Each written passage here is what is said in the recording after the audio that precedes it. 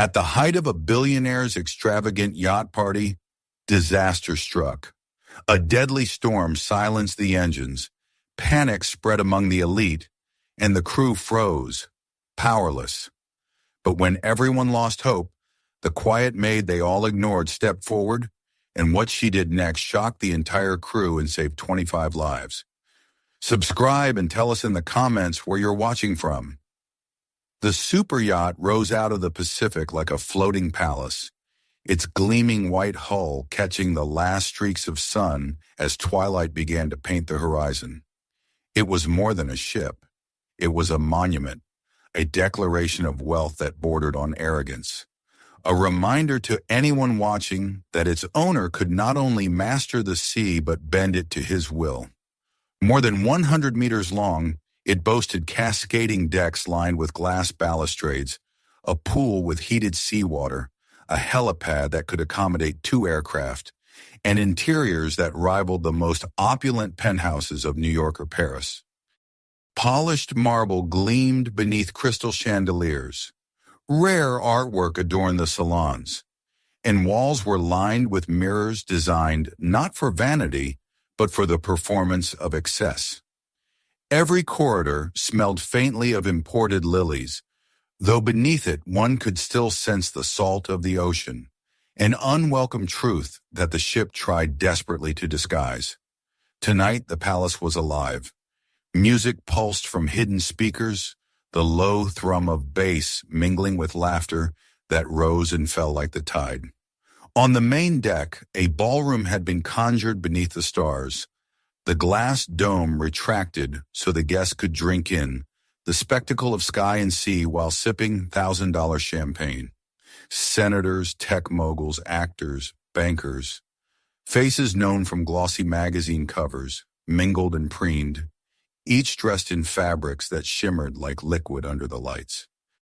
They raised their glasses to future deals and whispered in corners about upcoming legislation, treating the yacht not only as a playground, but as a floating boardroom where nations and fortunes could be shifted with a nod. At the center of it all stood the man to whom this fortress of steel and glass belonged. Adrian Kessler had made his fortune in global logistics and energy, building empires on oil, shipping lanes, and the labor of unseen millions. White-haired but vigorous, his tailored suit fit him like armor, his smile like a weapon. He walked through the crowd with the confidence of someone who had never been denied, laughing loudly at his own remarks, enjoying the ripple of sycophantic chuckles that always followed. He had built his life around control of markets, of people, of appearances. Here, aboard his beloved yacht, he was not merely a man. He was a king presiding over his floating court. For the guests, his arrogance was expected, even admired. He was the reason they were here, the gravity around which they orbited. To be invited aboard was a privilege, and to leave with his favor was to secure opportunity. No one dared challenge him, no one interrupted his speeches, no one reminded him that outside his glittering decks the ocean stretched vast and untamed. The yacht was an illusion of mastery, and the guests were eager participants in sustaining it. Yet beyond the golden salons and candlelit tables, hidden in the arteries of the vessel, the shadows moved. There, in the narrow service corridors where fluorescent bulbs buzzed and the air smelled of bleach and metal, worked those whose names no one asked and whose faces blurred into anonymity. Among them was a young woman in a crisp uniform, her hair tucked neatly beneath a cap, her hands deft and practiced at clearing glasses and straightening linens. She moved silently, like a wisp of smoke slipping between rooms, her eyes lowered, her presence unnoticed. She was a housekeeper, one of many hired through an agency to keep the yacht immaculate while the wealthy reveled. Her name was Amara, though almost no one here knew it. To the guests she was simply the help, a figure who arrived just as a napkin fell and disappeared before they had to acknowledge her. Dark-skinned, slender, with a posture that spoke of discipline rather than pride, she blended into the background by necessity. Silence was her shield, invisibility her survival. She had long since grown used to eyes passing over her as though she were nothing more than a fixture of the room. But while they ignored her, she did not ignore them. Moving through the glittering spaces, she saw everything. She noticed how a senator drank too much and leaned heavily on his aide. She observed the tech billionaire, who never looked his wife in the eye. She recognized the way Adrian Kessler's laugh always grew sharper when directed at his staff, how he tested their endurance by barking orders meant to humiliate. She learned to read the currents of power the way she once read the currents of the sea, quietly, instinctively, with an understanding that came from living on the edges of other people's storms. Her past lingered in her bones even as she polished silver trays and folded napkins into swans. She had grown up in a small fishing village far from this world of champagne and chandeliers. The scent of diesel and salt water was as familiar to her as the lull of waves on rock. Her father had been a fisherman, her brothers mechanics who could take apart an outboard motor with their eyes closed. She had learned from them, crouched on docks with grease under her nails, listening to the rhythm of engines, to the pulse of machines that lived and breathed like animals. That knowledge had been buried under years of servitude, but it remained, waiting like embers beneath ash.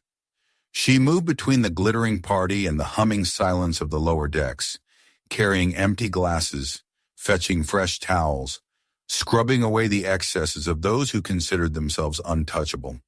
She did not complain. She did not allow herself to. Yet inside her, a quiet defiance persisted. She knew the truth. The people above, with their diamonds and their declarations, depended entirely on the labor of those they never saw. Without the invisible, the visible collapsed. Without hands like hers, their world would fall apart. On this night, however, that truth was hidden beneath laughter and music. Adrian Kessler raised another toast, his voice booming across the deck, mocking a fellow tycoon's failed investment, drawing laughter at someone else's expense. Guests applauded him with nervous admiration. He basked in it, the smile of a man who believed the universe itself bent to his will. He glanced at the staff now and then, not with gratitude but with expectation, as one might regard furniture that had temporarily failed in its function. His gaze slid past Amara without a pause. She was too quiet, too ordinary, too unimportant. In the shadows, she straightened the silverware, her reflection distorted in the polished metal. She did not meet his eyes, but she felt the weight of his arrogance pressing on everyone, as oppressive as the heat of the spotlights overhead.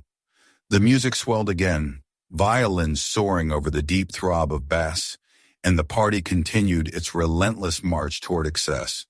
The air was thick with perfume, alcohol, and pretense. Amara moved from room to room, watching without being watched, hearing without being heard. The laughter, the careless words, the waste they all piled up like debris, and she swept it away silently, leaving no trace. Her uniform absorbed the stains of the night, her body the weight of its demands, but her mind wandered elsewhere. She thought of the sea outside, of the wind beginning to shift, of the sound she had caught earlier in the engine room when she passed through an irregular beat, small but insistent, like a cough suppressed. None of the engineers had noticed. None of the guests cared, but she had heard it, and it lodged in her memory like a thorn. She said nothing. What could she say? If she spoke, they would laugh. If she warned, they would ignore her. So she folded her silence tighter around herself and continued working. But as she carried another tray through the ballroom, past senators and starlets and men in tailored suits, she felt the floor vibrate faintly under her feet, a rhythm off by the smallest fraction. She knew engines the way she knew her own heartbeat, and something in that vibration told her all was not as perfect as the illusion above suggested. The music masked it. The laughter drowned it. The arrogance of the wealthy eclipsed it. But she heard, and though she remained unseen, though she stood in the shadows while others basked in light, something deep inside whispered that soon the shadows would matter more than the glitter. Soon her silence would not be enough. The sea did not bow to wealth, and the sea had begun to stir. The night wore on, and the laughter on the upper deck grew louder as the glasses emptied and refilled. Music drifted out over the water in glittering waves of sound, spilling into the darkness beyond the floodlights. But beneath it all, the ocean had begun to shift. The air was heavier now, humid and thick with the scent of brine. Out past the ring of light cast by the yacht's exterior lamps, clouds were building like a fortress in the distance, rising slowly against the horizon. To the guests, wrapped in silk and confidence, it was no more than a dramatic backdrop, a cinematic flourish to accompany their revelry. But to Amara, who slipped silently between the tables and trays, it was a warning written in sky and water. She noticed it first in the way the wind moved, catching at the tablecloths with restless fingers, rattling the edges of wine glasses so faintly that only one listening closely could hear. Later it came in the way the sea itself shifted, the swell deeper, less forgiving, the rhythm changing from playful rocking to something that carried weight and memory. Each time she crossed the service corridor leading to the lower decks, she felt a subtle irregularity beneath her shoes, a vibration that had grown sharper since she first sensed it earlier in the night. The laughter of the guests might have drowned it, the arrogance of the owner might have dismissed it, but she heard it. On the upper deck, a group of investors raised a toast to the invincibility of Adrian Kessler's creation, shouting over the music as lightning flickered far to the west. Their host smiled smugly, insisting his yacht was unassailable, built to withstand any weather. He loved the storm's approach, for it gave him a stage to show his dominance, a chance to remind his audience that his wealth could bend even nature. "Let it come," he declared, lifting his glass, and his guests applauded as though his words were enough to command the clouds to scatter. But in the service corridors in the belly of the ship, the crew moved more quickly now. Engineers glanced at instruments, their brows furrowed for a moment before they smoothed their faces back into professional calm. On their tablets, the systems glowed reassuringly green, diagnostics running with flawless results. To them, there was nothing to fear. Computers declared the yacht safe, and computers did not lie, or so they believed. Amara kept her silence, but the memory of her childhood pressed against her thoughts. She remembered nights when her father would pause at the edge of the dock, sniffing the air, tilting his head to listen to the sound of the tide. He always knew when a storm was coming, even before the weather radios announced it. He would turn to his children and tell them not to trust what a man-made device said, but to trust the sea itself. Its voice was clear if one knew how to hear it. That same voice murmured now beneath the laughter, whispered in the vibrations under her shoes and the shifting scent of the wind. The storm revealed itself more boldly with each passing hour. The sky darkened into a bruised purple, and the horizon vanished beneath a curtain of advancing rain. The once cheerful movement of the yacht grew erratic, lurching slightly to one side as waves thickened under its hull. The music faltered briefly as the power flickered, but then it returned, louder, drowning out the unease that threatened to creep in. Guests laughed nervously and carried on, unwilling to acknowledge the gnawing truth. Amara passed through the ballroom with a tray of crystal flutes and caught sight of Adrian Kessler standing proudly near the grand piano. He was boasting again, raising his voice above the wind that had begun to whistle faintly through the open dome. "This ship is the pinnacle of engineering," he announced, his eyes glittering with triumph. "Nothing out there can touch her, nothing." His words carried the weight of challenge, as though spoken to the very storm that gathered outside. The guests cheered, reassured not by evidence, but by his certainty. Yet in the narrow service hallway, Amara felt the yacht shudder in a way it had not before. She paused, balancing the tray in one hand, and listened. The sound was faint, muffled, but unmistakable to someone who had grown up with engines. A cough, then silence, then another cough buried beneath the hum of systems. The rhythm of the great machines at the vessel's heart was no longer steady. Her breath caught, and for a moment she thought of saying something, but the memory of how invisible she was stopped her. Who would listen? A housekeeper interrupting engineers with degrees and tools she had never touched? She bit her tongue and kept moving, though inside her unease twisted tighter. The rain came first as a spray, blowing sideways into the ballroom through the open dome, before staff hurried to close it. The glass roof slid into place with a mechanical hum, shutting out the sudden chill, but not before many of the guests glanced nervously toward the black horizon. Lightning flashed again, closer now, and thunder rolled deep and low across the water. The party dimmed for a moment, conversations faltering, but Adrian clapped his hands sharply and called for more music. He would not allow silence. Silence meant vulnerability, and that was something he could never admit. Down in the engine room, the engineers were restless now. Their tablets still reported no faults, no irregularities, yet the machines resisted. One man swore he heard a miss in the combustion cycle, but when they checked the readings, all lights glowed steady and green. "System nominal," the screen declared again and again.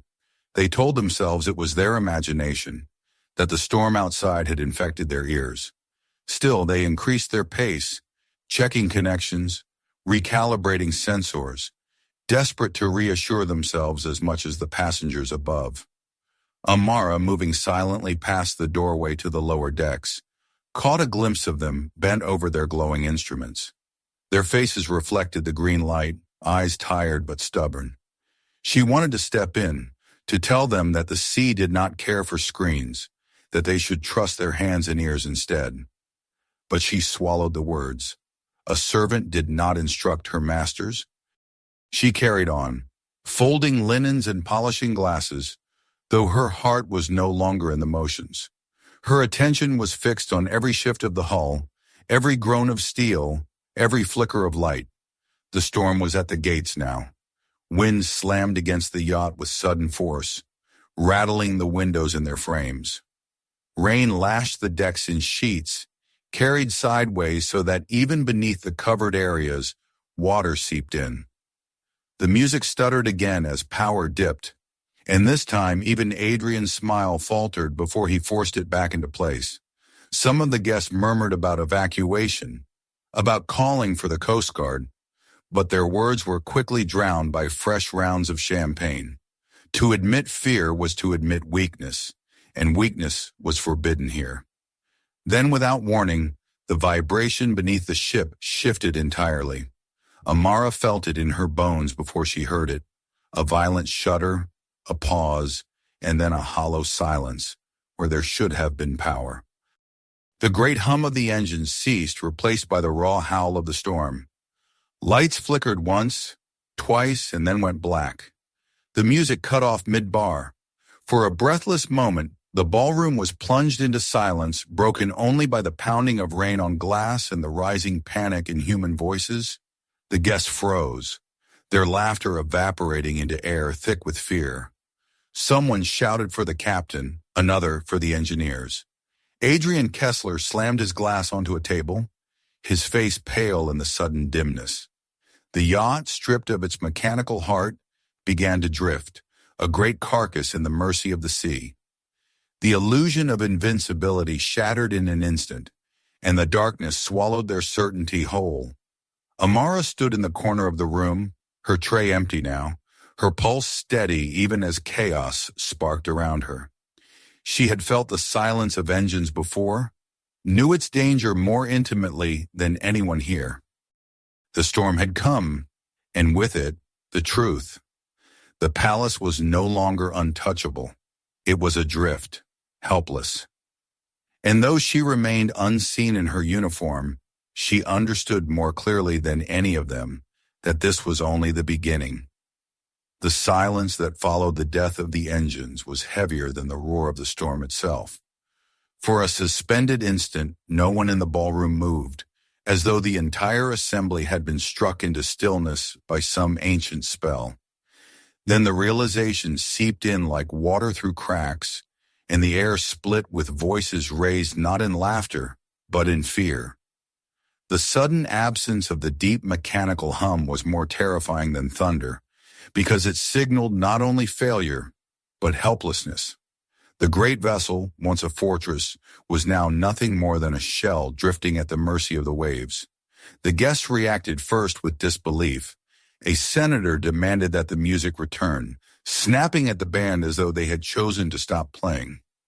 An actress clutched her pearls and asked why the lights had gone out. A billionaire banker tried to calm the room with his voice, but his hands trembled as he gestured. Then disbelief gave way to panic, loud and unrestrained. People rose from their seats, knocking over chairs and spilling champagne, voices overlapping in a frenzy of questions that had no answers. The storm outside bellowed against the glass dome, and the first sharp tilt of the yacht sent several guests tumbling into each other, shrieking. Adrian Kessler strode to the center, his voice booming in an effort to reclaim the authority that had always obeyed him. "Stay calm," he shouted, though his own face was drawn tight with strain. "This ship is built for anything. The crew will have it running in moments." Yet the conviction that once commanded awe faltered now. His guests glanced at one another, reading in each other's eyes the same truth. The master of the yacht no longer controlled it. Wealth meant nothing against the sea. On the bridge, the captain's voice cracked through the intercom, ordering passengers to remain seated, promising updates soon. But the strain in her tone betrayed her. In the engine room, engineers barked at one another over the howl of wind and the creak of steel, their tablets stubbornly showing systems in perfect order, even as the reality of silence surrounded them.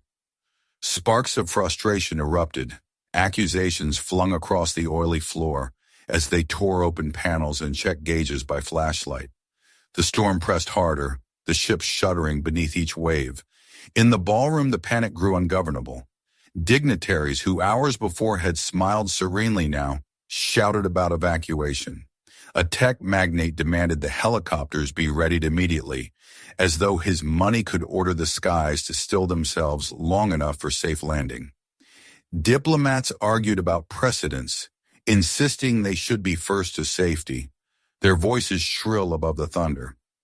Staff tried to calm them, but their efforts were drowned in the cacophony.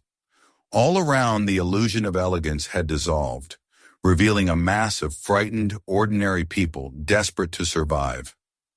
Amara moved quietly along the edges of the chaos, her eyes steady where others darted wildly.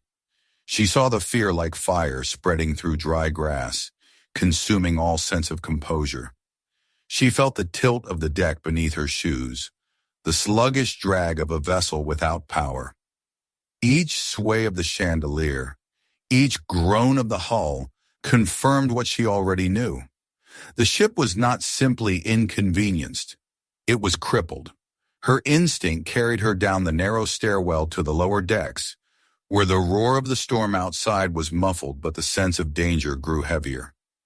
In the service corridor, the lights flickered once more before dying altogether, leaving her in darkness lit only by the erratic glow of emergency strips. The air smelled of salt and oil, metallic and sharp. She made her way toward the engine room, the memory of childhood guiding her feet more than the light. She remembered crouching beside her father as he coaxed a dying motor to life. Remembered how he had always said that machines told the truth if one listened with patience. The noise of voices reached her before she entered. Engineers barked at one another, their panic barely controlled. She slipped inside and stood for a moment unseen in the corner. The room was a chaos of movement. Men hunched over consoles that showed nothing wrong, others opening access panels and finding only confusion. One shouted that the fuel system was starved, another swore it was electrical, a third insisted that the computers showed flawless flow. They argued louder, desperation fraying the edge of their professionalism. Amara's eyes traveled over the vast engines. Their silence was deafening, more dreadful than any roar. She approached slowly, her gaze falling on the air intakes. the filters, the lines that fed the heart of the ship. She crouched near a valve, placed her hand against the casing, and felt only emptiness where there should have been rhythm.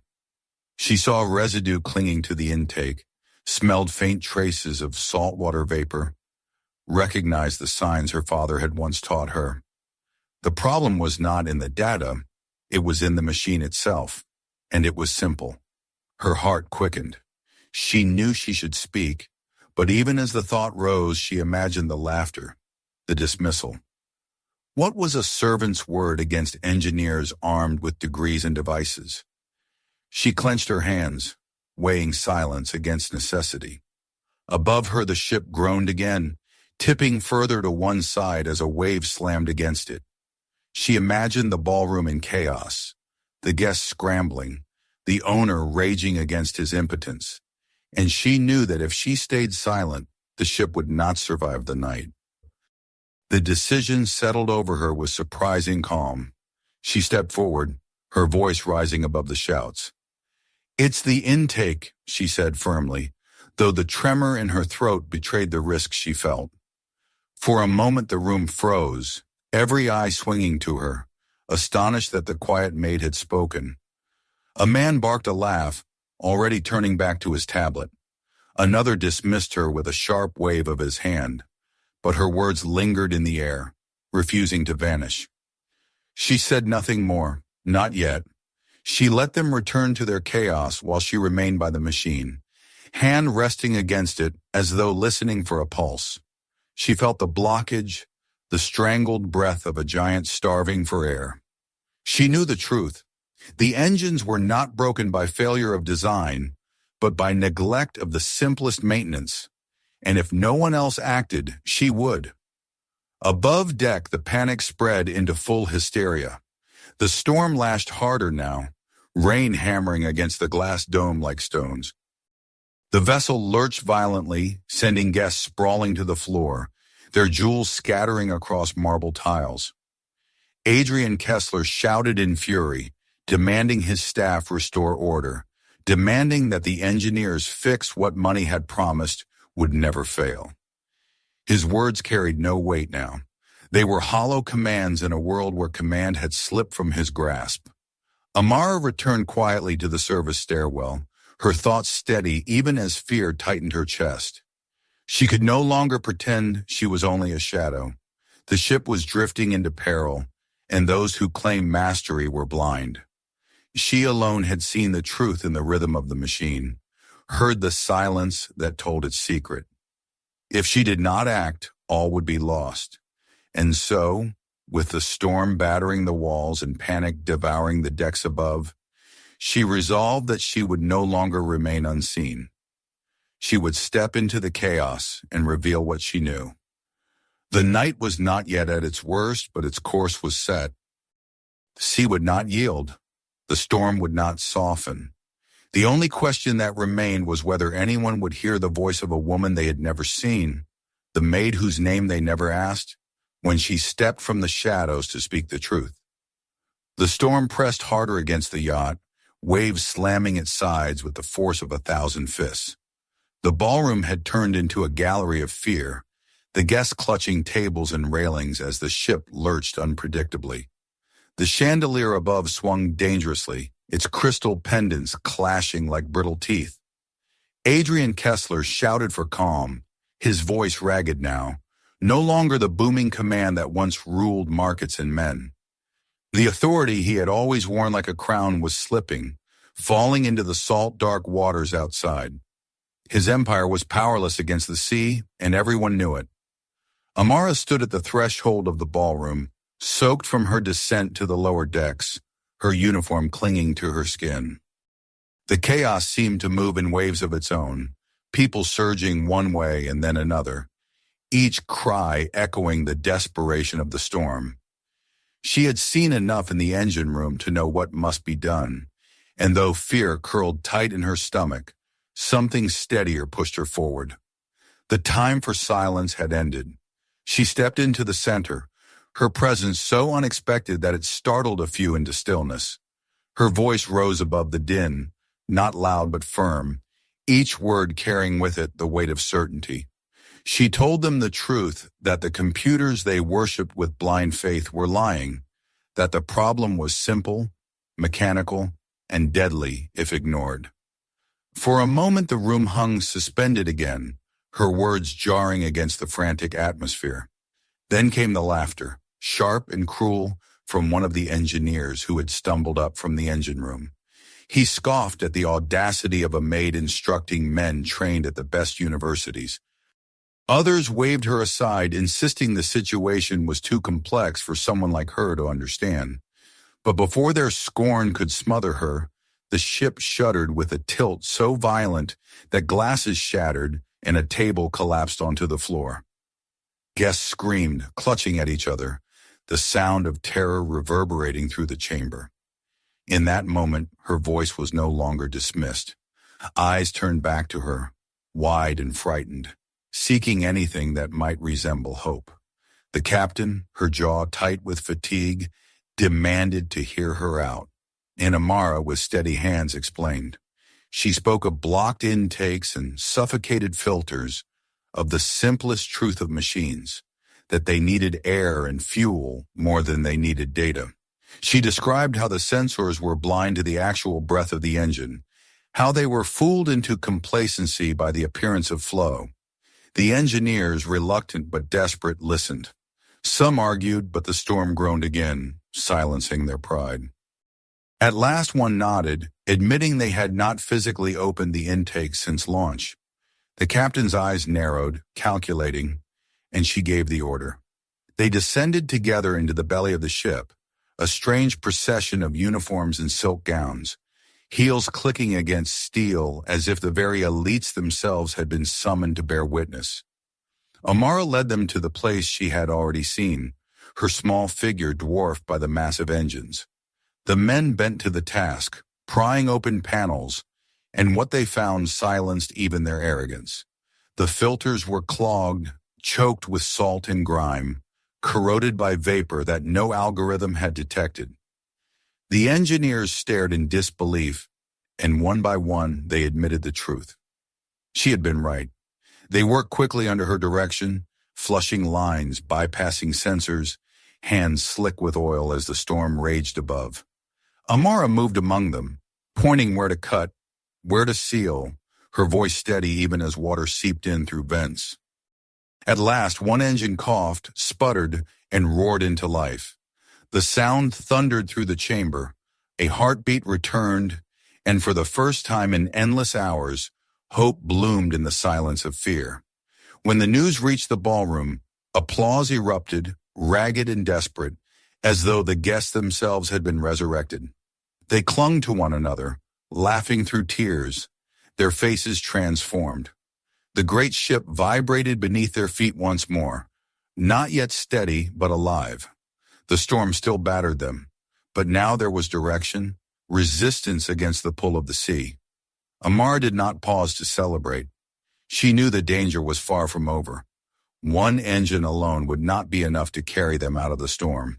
She directed the engineers to the second, pointing out where the compression was faltering, urging them to reroute, to isolate the dead cylinder and force the engine to run uneven, unbalanced but functional. The engineers hesitated, wary of damaging the system, but the captain's stern gaze fell on them, and under her authority and Amara's work began. Above, on the storm-lashed deck, guests gathered at the windows, peering into the black waves streaked with white foam. Their fear had not vanished, but it had shifted into something quieter, a fragile trust. They whispered her name, learning it for the first time, passing it between themselves as though it were a talisman. The woman they had never seen was now the only reason they believed they might live, and Adrian Kessler, standing alone at the railing, finally understood the humiliation of reliance. His empire, his fortune, his pride had crumbled before a force he could neither buy nor command. The one who had preserved his life and the lives of his illustrious guests was not a billionaire, not a senator, not a scientist. It was the maid whose face he could not have described yesterday. She had stepped from invisibility into power, not because she sought it, but because no one else had the courage to see. The second engine rumbled awake, uneven but fierce, like a wounded beast refusing to die. The ship lurched forward against the waves, no longer a helpless carcass, but a fighter clawing its way through the storm. In the ballroom, the cries turned to sobs of relief, people clutching one another as if the very act of survival had stripped them of pretense.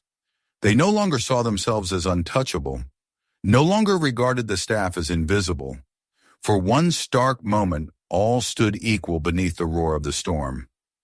Amara leaned against the railing of the engine room, her chest rising and falling with exhaustion.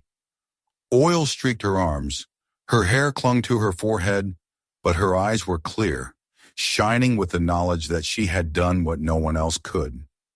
The woman they had never seen had become the one they could not forget.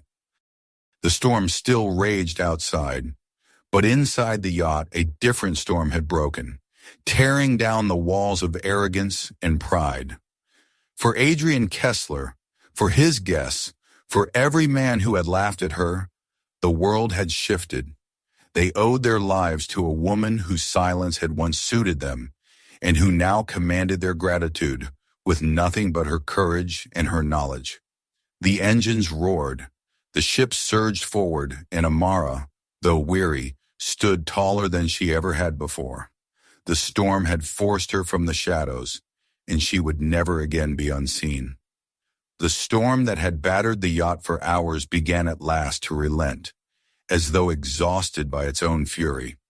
The waves still rolled high and heavy, but the raw violence that had threatened to tear the ship apart gave way to a slower, more sullen rhythm. In the engine room, the uneven but defiant beat of two resurrected machines carried through the steel hull, trembling in the bones of everyone aboard. It was not perfect. The second engine throbbed unbalanced, missing the harmony of its sixth cylinder, but the sound was life itself. To the terrified guests, it was sweeter than any symphony. The yacht moved again, no longer drifting into destruction, but clawing its way back toward safety. Amara remained below until the captain assured her the course was steady. She stood among the engineers, her body aching, hair plastered to her skin, hands blackened with grease and oil. The men who had sneered at her now avoided her eyes, ashamed and grateful in equal measure. One or two offered words of thanks, awkward in their sincerity, but she answered only with a nod. She had not acted for gratitude. She had acted because she knew she must. Still, the recognition was strange, unsettling in its weight. For so long she had lived unseen, and now their eyes clung to her as though she were a beacon. On the deck above, the atmosphere had shifted entirely. Where panic had once reigned, there was now stunned relief, tears mixed with laughter, guests clutching one another in trembling embraces. The storm still howled, but the certainty of death had passed, leaving them raw and vulnerable, stripped of their practiced dignity. When Amara stepped into the ballroom, the sight of her silenced them. She had not meant to draw attention, but the room fell quiet, dozens of eyes following her with something like reverence. The maid, the invisible woman who had poured their wine and cleaned their tables, was now their savior. Adrian Kessler stood near the great windows, his hands gripping the railing as though holding the ship together by force of will. He turned as she entered, and for the first time in his life perhaps, he had no words.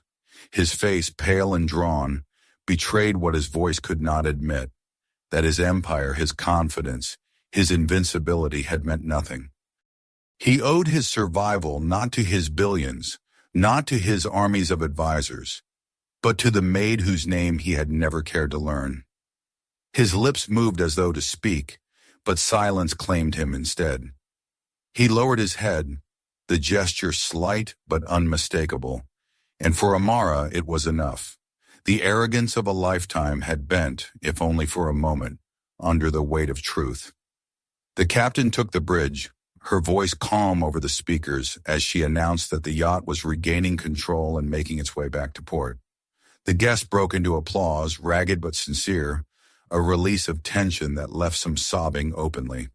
Amara stood at the edge of the room, watching them, feeling no triumph but a deep exhaustion. She wanted only to rest, to feel the earth beneath her feet again, to escape the eyes that now saw her too clearly. Hours later, when dawn painted the sky with bruised pink and gray, the coastline came into view. The harbor of Port Clementine awaited them, its breakwaters standing like open arms against the sea. Word had spread quickly, and a crowd had gathered on the shore. Journalists with cameras poised, families of crew members with hands pressed to their mouths, townsfolk curious to glimpse the legendary ship that had nearly been claimed by the storm. As the yacht limped into the harbor, its once pristine hull streaked with salt and rain, a hush fell over the crowd. The gangway lowered with a groan of hydraulics. For a moment it seemed natural that Adrian Kessler, the master of the yacht, would descend first, reclaiming the spotlight he had always demanded. But the crowd's eyes searched past him, scanning for another figure, the one whispered about in frantic radio transmissions, the one whose name had already begun to circulate in awe. Amara stood behind the crew, uncertain, wishing she could vanish back into the shadows, but the captain called her forward, and suddenly she was stepping onto the gangway under the weight of countless stares. The crowd erupted, not in polite applause but in thunderous cheers, their relief and admiration crashing over her like a second storm. Reporters shouted questions, flashes exploded, voices clamored to know her name, her story, her thoughts. Amara froze, stunned, her heart pounding in disbelief. She had never sought recognition, never imagined herself in the center of such a scene. She was a housekeeper, a servant, a shadow, and yet the world refused to see her as such any longer. Adrian Kessler followed, his tailored suit rumpled, his face lined with exhaustion. He moved to stand beside her, and before the cameras, before the eyes of those who had worshipped his power, he placed a hand on her shoulder. His voice, hoarse but clear, carried over the crowd. "This woman saved us all. Not me, not my engineers, not my fortune. Her." The admission seemed to strip him of something, but also to restore what dignity remained. He had been forced into humility, and in that humility, the truth shone brighter than all his wealth. The days that followed blurred into a whirlwind Amara could scarcely comprehend. The story spread across newspapers and television, headlines proclaiming the miracle of the Maid who saved a billion-dollar yacht. Interviews were requested, invitations poured in, offers of reward and recognition multiplied. Yet through it all, she remained the same quiet figure, slipping away from the glare whenever she could. She did not crave wealth or fame. What mattered to her was the simple fact that she had listened to the machine, to the sea, and acted when no one else could. In quieter moments when the crowds dispersed and the cameras were gone, she walked the docks alone. The sea stretched vast and endless before her, indifferent to human arrogance, timeless in its power. She thought of her father, of the lessons he had given her without books or screens, lessons written in salt and wind. She had carried those lessons silently all her life, never imagining they would one day save so many. Now she knew their worth. Her fellow staff on the yacht looked at her differently, not as a shadow but as one of their own, who had stood against the storm and triumphed. The engineers chastened, offered her their respect, some even their friendship. The captain invited her to join a training program, insisting that her instincts belong not in the shadows of service, but in the ranks of those who kept ships alive. Amara hesitated, unsure if she belonged in such a world, but deep within, a spark glowed. Perhaps she could be more than invisible. Perhaps she already was. When the yacht finally sailed again, repaired and gleaming as if reborn, a mural had been painted inside the engine room. It depicted not Adrian Kessler, not the crew, but a solitary figure crouched beside the vast machinery, listening with her hand upon its steel. Beneath it was engraved, "The heartbeat returns in honor of the hands that heard it." Amara stood before it in silence, her eyes burning, her heart heavy with something between pride and disbelief. She insisted that the mural also include the names of the crew, the captain, the engineers, for she had not saved the ship alone. But no matter how she tried, she could not erase the truth that had been written. They had not seen her before, and now they could never forget her. The world moved on, as it always did, chasing new stories, new scandals, new storms. But for Amara, everything had changed. She returned to her quiet work, still folding linens and polishing glass, still moving with the grace of someone who knew how to be unseen. Yet within her there was no longer invisibility, only choice. She knew her worth now, knew that she carried in her hands and heart the strength to stand against storms. The shadows no longer defined her. As dusk fell over the harbor one evening, she stood at the end of the dock, watching the horizon where the sea met the fading light. The wind brushed her face, carrying with it the eternal murmur of waves. For the first time in her life, she felt not small but immense, as though the sea itself had acknowledged her. She closed her eyes and listened, and in the rhythm of the water she heard the echo of engines reborn, the voices of those she had saved, the silence of a world that at last could no longer ignore her. The woman they had never seen had returned them all to safety, and in doing so, she had stepped beyond their blindness forever. Don't stop here. This story was just the beginning. Hit subscribe now so you never miss the next jaw-dropping twist, and tap the bell to stay ahead. Dive into our other videos packed with unbelievable true-to-life drama and share this one with your friends. Let them see the shocking moment when the maid became the hero no one expected.